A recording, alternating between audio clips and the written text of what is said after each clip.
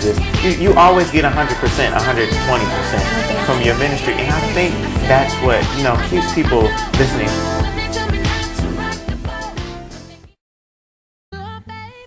Hello and welcome to The Chosen Generation. Thank you so much for tuning in. I'm your host, Caleb Perkins. And today we have the beautiful, Miss Talented Kierra Sheard with us today. Thank you for coming today. Thank you for having me. All right, so you encompass a certain power in music with the gift that God has given you. Can you tell us a little bit about your journey?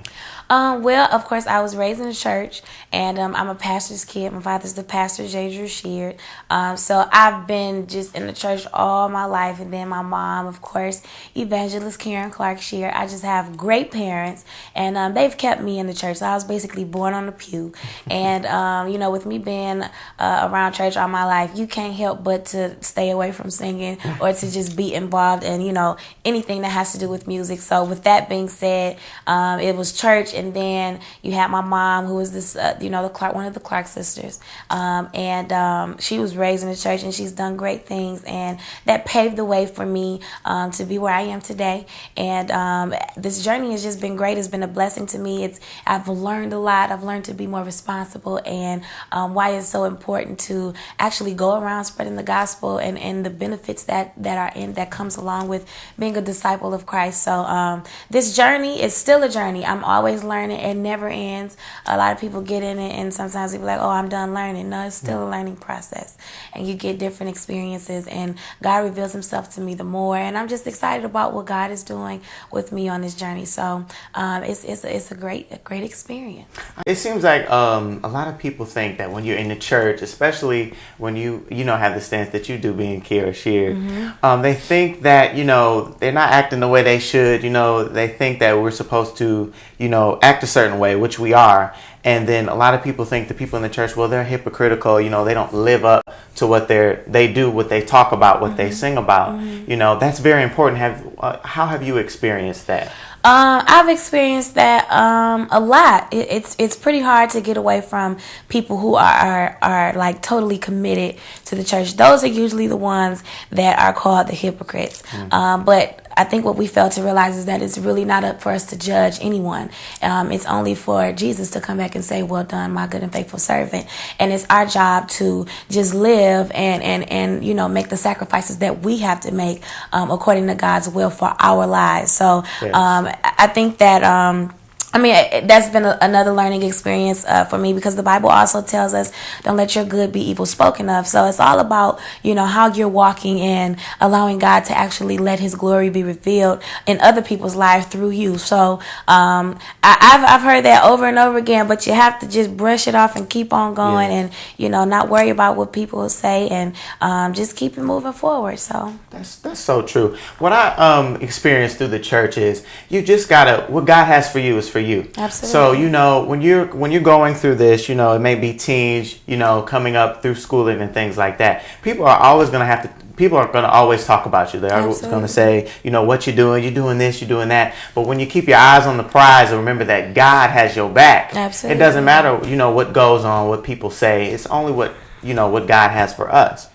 So tell us about Bold Right Life. How has the album Bold Right Life changed you? It's changed me tremendously, and if you listen to the other records that God has allowed me to put out, you definitely hear my growth spiritually and naturally. Yes. And I'm just excited about what God is doing in my life, so I'm not ashamed to sing about it.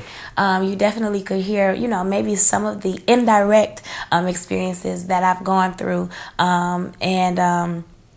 how can I say this? You can hear it in my writing skills, in my choice of music. It's more of a variety as far as, it's more versatile, if you allow me to say that.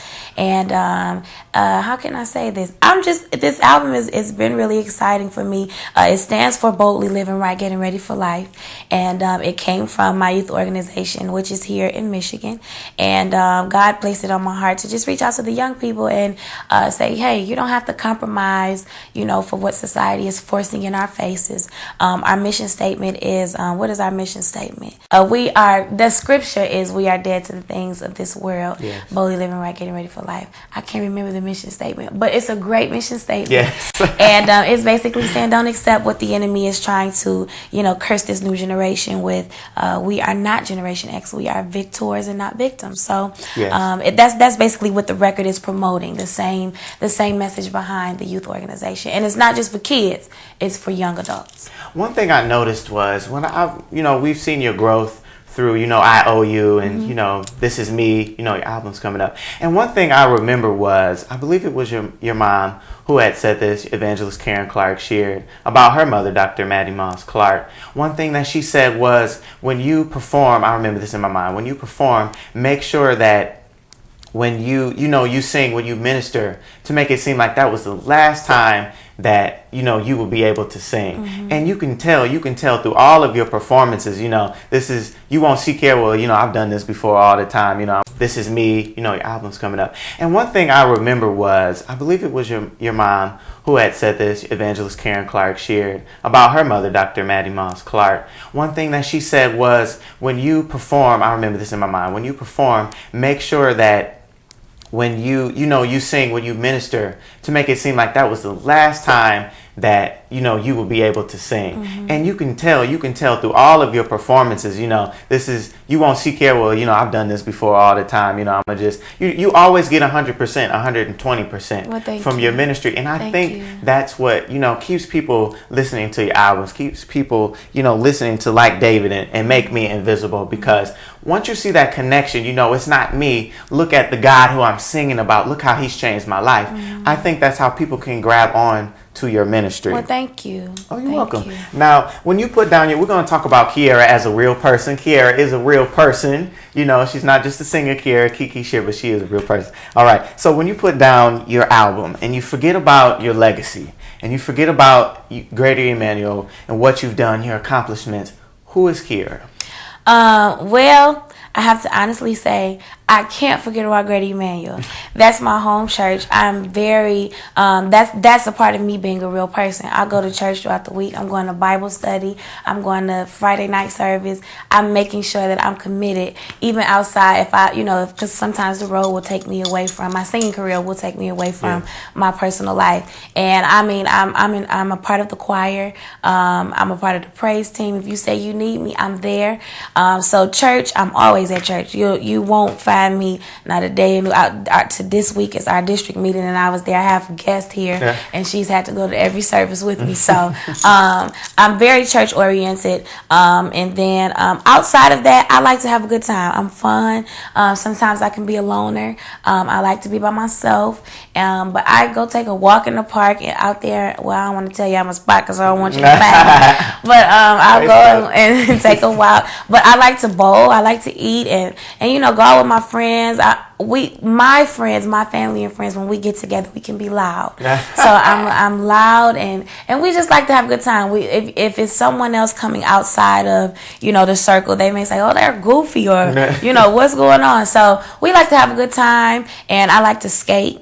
I go to the arcade, you name it, let's make it happen. Go-kart racing, whatever, laser tag. I do it. I just enjoy, having a good time and not being all, cooped up or whatever. Yeah, you supposed to have a good time, and that's what that's all about. So now, one thing I found out, I don't know about you, but I like to bump my music. When I'm driving, no matter where I am, you pull next to me on the red light, my music will be loud, and it's probably going to be Kierra that you're hearing. And so one thing you just said about the praise team, I just joined the praise team maybe about a month ago. I'm very involved in my church, Word of Faith International Christian Center, and I'm a counselor there, and I believe that it's my destiny to become a pastor when I get older. Okay. That's what God, since I was 5 years old, I knew that I was supposed to preach. I would be writing preaching tapes, preaching to the kids on my block, the dogs, the cats, the neighbors. I would be preaching. That's my destiny. That's my calling.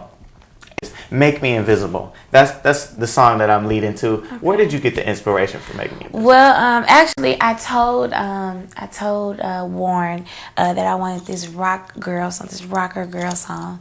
I listened to people like Avril Lavigne. I listened to Switchfoot. I listened to I love Bethany Dillon. I love all types of music.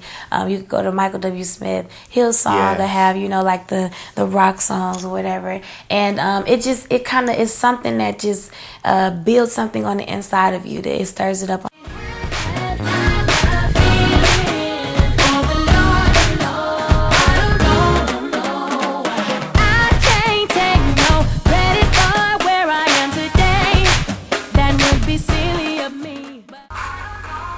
Wow, how has ministry shaped my life? Well, ministry has always been a part of my life. El Shaddai Missionary Baptist Church was one of the first places that I preached at their youth ministry, and God has just been moving along since. After that, I grew up in the church, Word of Faith International Christian Center. My parents that you see right there have always been a part of my life, including my mom being the author and motivational speaker that she has been. It's been a great influence to my life. It's let me meet some awesome people, and I